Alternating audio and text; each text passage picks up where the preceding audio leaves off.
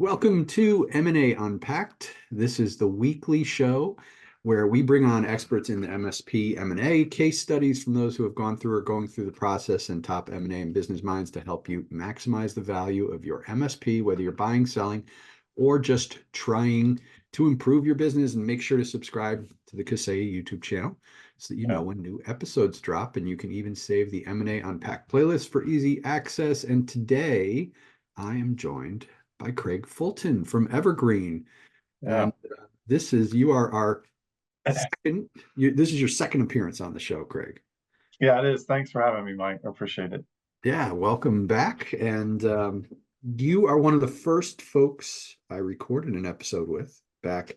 I think this is back. We first talked probably in the beginning of April. I think Yeah. your episode came out sometime in April, and I know that because we ended up chatting at Connect Global, which was the end of April, right? Yeah. So you were at the M&A symposium there, and we Yep. had some conversations. So thanks for coming back and kind of let's catch up, man. What's been Yeah. going on with Evergreen?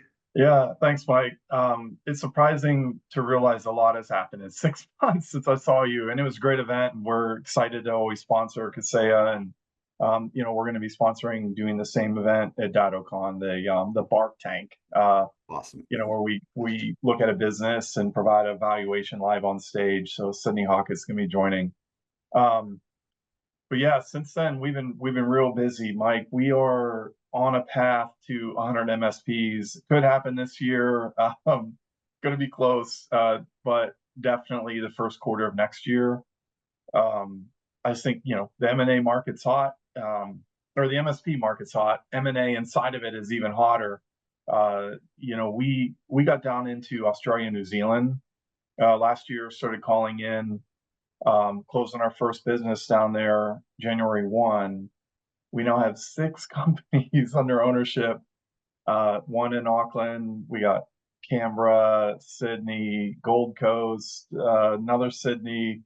We've got a handful under diligence that we're looking to close on, hopefully.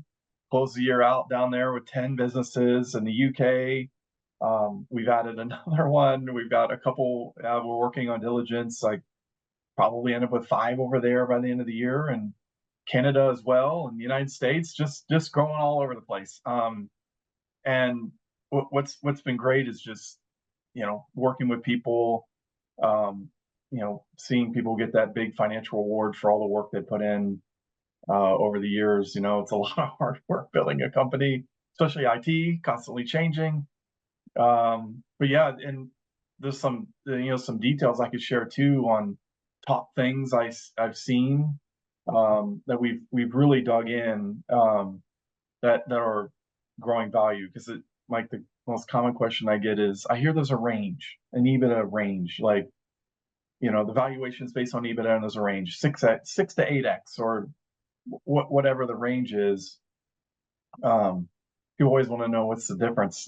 I feel like I'm doing all the talking, so I don't know if you want to This is great. jump I'm in. like so impressed with what with you guys. Like it's just crazy.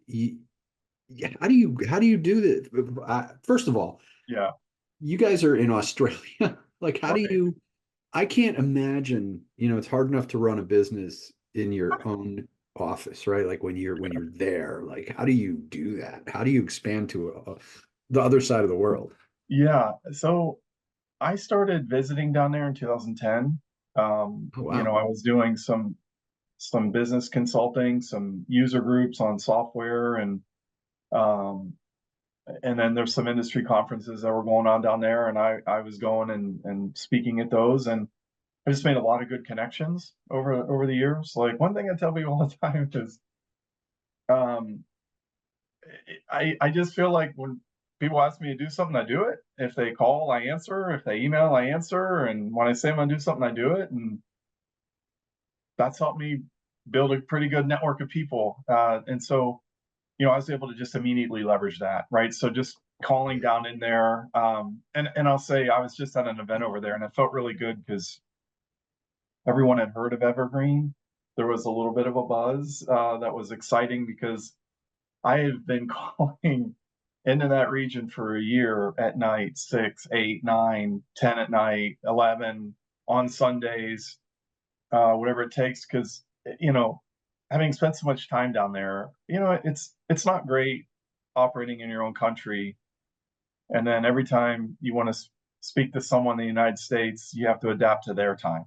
Right. Or, you know, no one wants to wait. Like it's a bummer, you know, you're down there and you're sending an email to someone in America at 9 in the morning and you're not going to hear from them until the next day. You know, that's not great. So, uh, you know, we have a seriously big dedicated team to looking for great MSPs, and we put in all the hours. You know, we want people to know, like, hey, we're serious, we respect you, and we're willing to put in the time, you know, that you're working. We'll get on it. Like, I've got 3 calls tonight, some follow-ups down in Australia. So I think that, you know, that's helped us get a success, is a network already there of people we know. But that market has been kind of primed because there's really been no one operating in it, as far as like big, you know, private equity that's dedicated to MSPs. Like, you'll see Interesting. there's a handful of big MSPs acquiring others, and there's other MSPs buying MSPs that, you know, tuck in, roll ups, you know, growing. But I think we brought the first option of our kind down there, where it's like, hey, we're going to buy and hold your business forever. We're not going to change anything. We're going to stay decentralized. We're committed to that. And we've built a team in country. We have Warna. He's got a great name, Warna Karimadayawa. And I practiced. He's in Auckland, New Zealand. He's our regional CEO down there, working with our MSPs to help them grow, because we are laser focused on growth, right? Because we're holding businesses forever. We're not integrating and centralizing them. So right out of the gate, we just get focused on growth. You know, we pride ourselves on how much organic growth we have, and that's what really drives the most value in a business. And so, summarize all that, we seem to be a great new option for people in that market, and we've been doing really well. We're really excited about what we've been doing businesses down there. That's awesome. And I'm sorry we're gonna let your secret out about Well, Australia.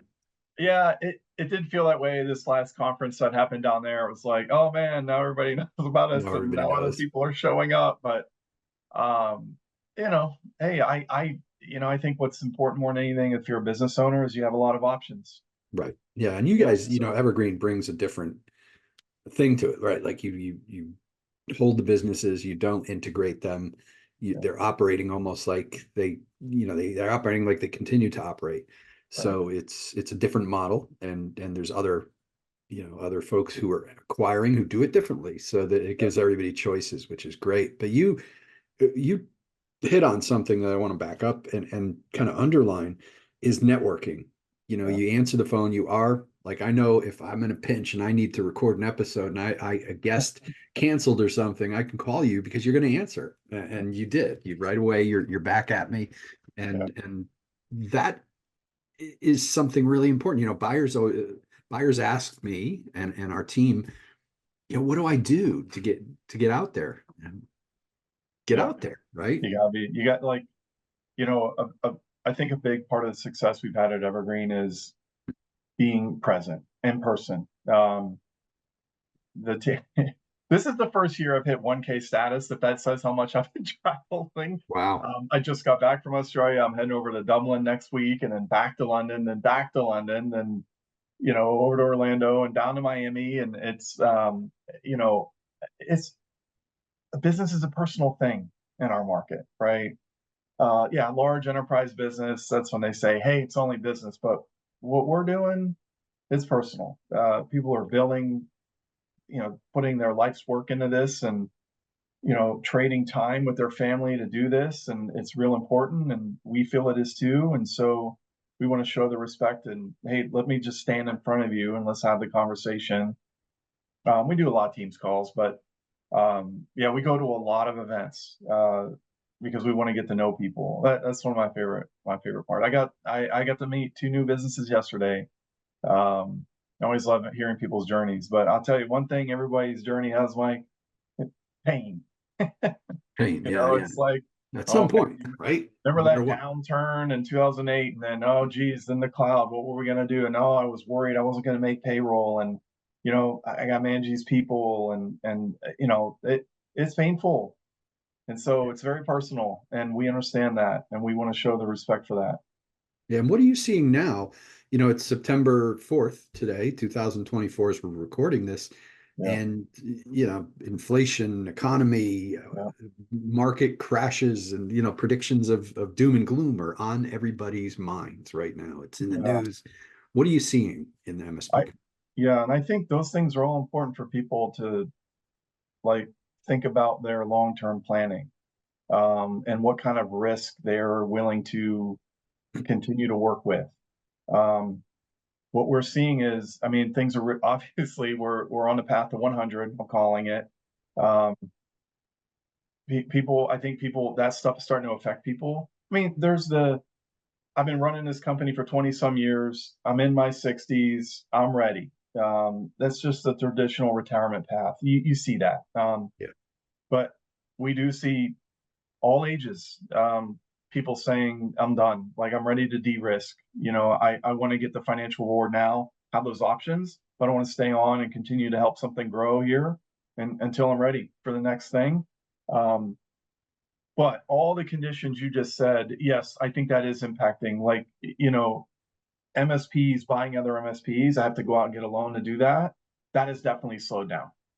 Um, the bigger MSP roll-ups that are out there, they probably have enough capital on hand that they can continue to do acquisitions. For us operating in a private equity fund with Alpine investors, we have the capital.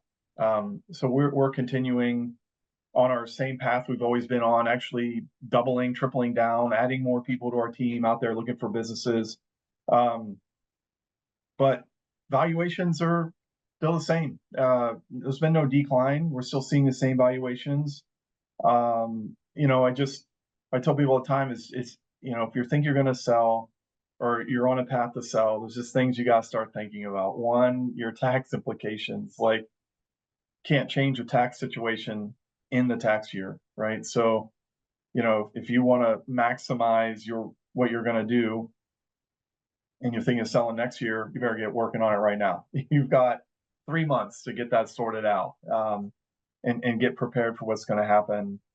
And just key things I just can't stress enough for people is businesses are more valuable that have a sales engine inside of them. So, do you have a business development person in there? Do you have a dedicated sales rep, dedicated account management? Founder led sales are great, but they're not as valuable, because any investor or acquirer, have certain types, right? Roll ups, maybe not so big of a deal. One MSP buying another, but in most private equity backed situations, the founder led sales, that just means I'm going to have to make investments when I buy that business, right? I'm going to have to invest in the sales engine. It's going to take 9 to 12 months to really start producing results. If someone has a business that already has a sales team providing results, that's going to be a much more valuable business, right? Now we're looking at more of the 8x valuation because you have that. Another big thing is recurring revenue. What's the percentage of your revenue that's recurring? The traditional managed services, the cloud licensing, the BCDR stuff, like the stuff you're billing on a recurring, that's under contract, has good terms. Having a high percentage of that, 60, pushing up in the 70s, that's going to be a higher valuation. Another big one, we call it customer concentration. It's what's the percentage of revenue spread across your customers, right? Do you have one customer that makes up 20%? That's high risk for anybody, and that's going to be a lower valuation. Or it might be a pass, like might pass on that one. Depends on the acquirer and the risk they're willing to accept. I've got stories of, this customer, 18% of my revenue, they've been with me forever. I'm growing, they're never going anywhere. Business gets acquired, 3 months later, that customer gets acquired, and then there they go. And then the acquirer's like, we have an 18% hole we've got to make up for. And I know the reality. It's hard. It's hard bringing on new business. It's definitely harder. I did a study on this once. Every $1 you invest in new business, you get two back. Every $1 you invest in existing business, you get four back. So it's harder, takes more effort. Um, might, yeah. And then every dollar you invest in pricing and packaging strategies is a 9 times return. So people miss out on that one a lot. Wow. So customer concentration, and then those are the key things that Yeah. drive high valuations. People get in their minds, oh, I gotta have a 30 million revenue business and 4 million to get an 8x multiple. That's not true. You could have a smaller business that's 1 million EBITDA, 5 million revenue, that has those other details are fantastic. You could drive an 8x business with that. And that's what I think, someone that's thinking of selling in the next 3 to 5 years, I'd get honed in on those things. I would absolutely invest in a sales team. Instead of going out and buying another small MSP, get some sales reps in there. Learn how to do sales management. That's something that's a drum I've been beating a lot lately is, there's a lot of training out there on how to sell, right? How to sell value and manage services and how to sell these things. But we need more sales management. A lot of people don't know how to manage salespeople, right? A lot of founder-led sales, they hire their first salesperson. But they're like, hey, you're not performing. And then the salesperson ends up selling the owner a lot on, I'm working on it. And then you Right. see them let that person go, and then they figure it out a lot, and then they hire their next salesperson, and it goes a little bit better. But it's the sales management, getting the opportunities in, working the activities, getting them using the system, have the seamless handoff to the procurement and project management teams. That's what a lot of people are lacking when it comes to sales. Yeah, The 100%. discipline management, right? And system, Kaseya Complete does a great job managing sales. Got to get the people in there doing it. And a lot of sales are, you don't put me in the system. It's magic what I do. You can't confine me to a system. BS. Get down Yeah, to system, that's a red flag. yeah. So yeah, I know I did a lot of talking there, but that's if we're catching up since April, that's a lot of what I've seen. Yeah, and same here. But you were one of the very first interviews I did, and I got to say, it's been like getting a college education, speaking to folks like you, and talking to MSPs. Yeah, One of the things I tell people is just don't don't don't let your feelings get hurt when we call your baby ugly. yeah, Nobody wants to hear that their baby's ugly, but yeah. It's hard. I hear sometimes people get defensive, Yeah, but I did that, it's hey, it's going to take you 150 years to get to where you think you need to be to get yeah. what you want. That's the conversation I have a lot. Is, hey, just send me. Let's look at the financials. Oh, I don't want you to see them. It's like, it's okay. Nobody's perfect. Yeah, Like, I think people would be surprised how messy some of these big companies can be and how clean some of the smaller ones are. They think in their mind, wow, this is big company that has this great marketing. You see them everywhere. They must be doing so well. And then you peel the layers back. It's like, they have the same problems everybody else. right. Yeah, People problems, have got culture issues, have got people aren't using systems. The systems aren't updated. Like, you're dealing with the same thing. of So course. it's like, those four things or three things I said, get focused on that. Fix the operational stuff at the same time. There's a lot of great people out there willing to help. Yeah, 100%. And again, like I think the biggest piece of advice that people can't hear enough is join a peer group Yeah, and just treat slap yourself around, do whatever you got to do to yeah, allow the information to come in, because people yeah, put up a wall and somebody's been running a business for 20 years. I don't know if you see this, they've been running a business for a long time. They take a lot of pride in it. The business has been successful. It's not perfect.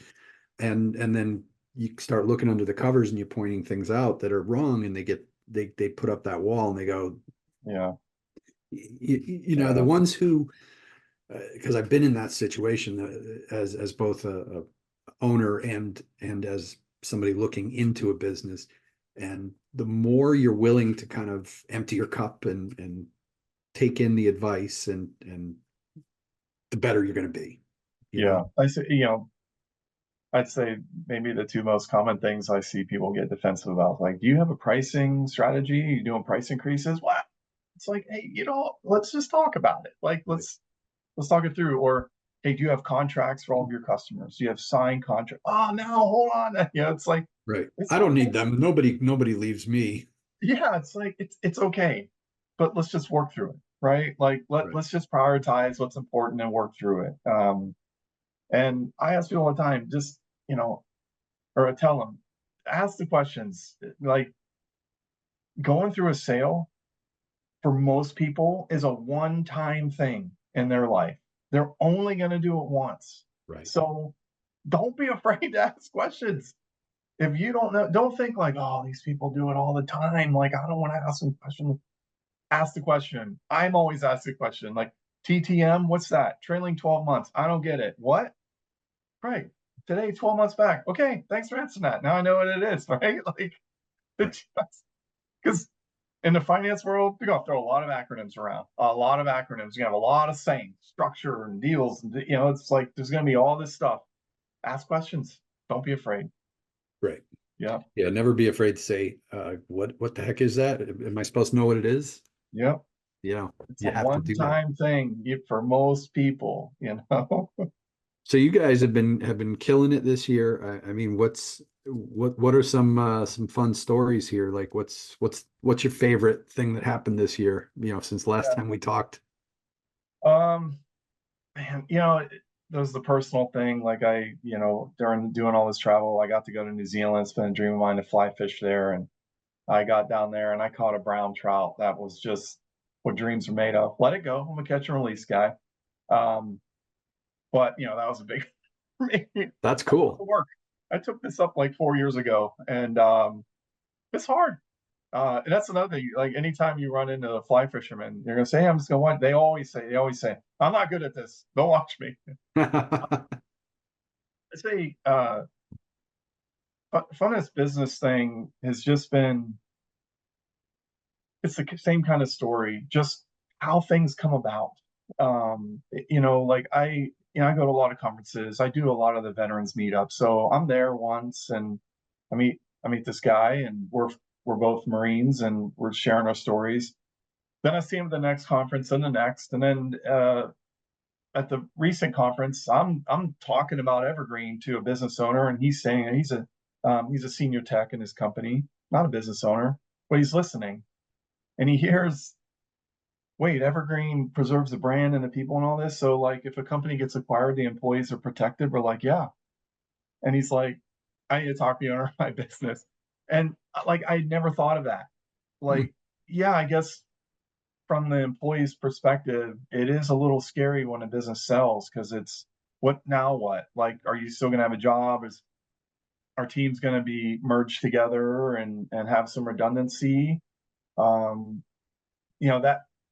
that's probably been the best story for me this year is just knowing that I'm helping preserve people's jobs. We're a people first organization, and I know like that doesn't go hand in hand with private equity. What? Um, we do care about the people. We survey our employees. We're proud of the fact that I think it's in the mid 60s, 67 maybe. Our employee NPS, our seller NPS is 100, which is like, what? How's that possible? You can have some go over, you can have some go under, and it averages out. And Hmm. our sellers have no regrets. It feels really good what we're doing. It just, like that's probably my stories are around that. Just doing good things for people.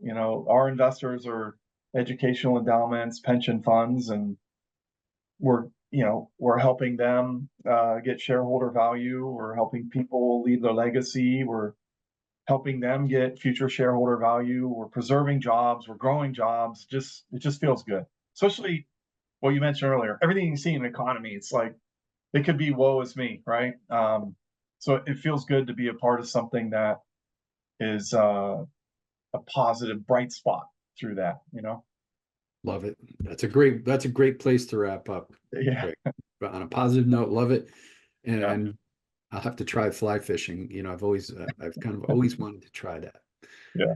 Maybe when we're in Miami. But is there fly fishing in Miami for There's that'll come saltwater fly fishing. There is saltwater. saltwater, but that's a tough. I'm not a big fan of saltwater. You know, it just corrodes everything. So I stick to the freshwater streams. But Biscayne Bay, great spot for saltwater fly. Yeah, for All sure. right, we'll have to connect down in Datacom. I'm looking forward to seeing you at the M&A symposium again. Okay. I Thanks for hardly having me. talked to you at the last one because you were flooded with people looking Yeah. to talk to you, which was great. So why don't you let everybody know who is the right person to come up and have a conversation with you guys? What kind of MSPs are you looking for? Right. Yeah. So the team will be there: Sydney Hockett, James Reaney, Sarah Ahmed, Reed Goddard. They'll be there. You know, we're looking to talk to MSPs that minimum 500K in EBITDA, 3 million in revenue. We like to see at least 50% recurring revenue. And again, that customer concentration, don't want to see a lot of revenue in one customer. You know, if you're in that situation, even if you're not ready to sell, come talk to the team.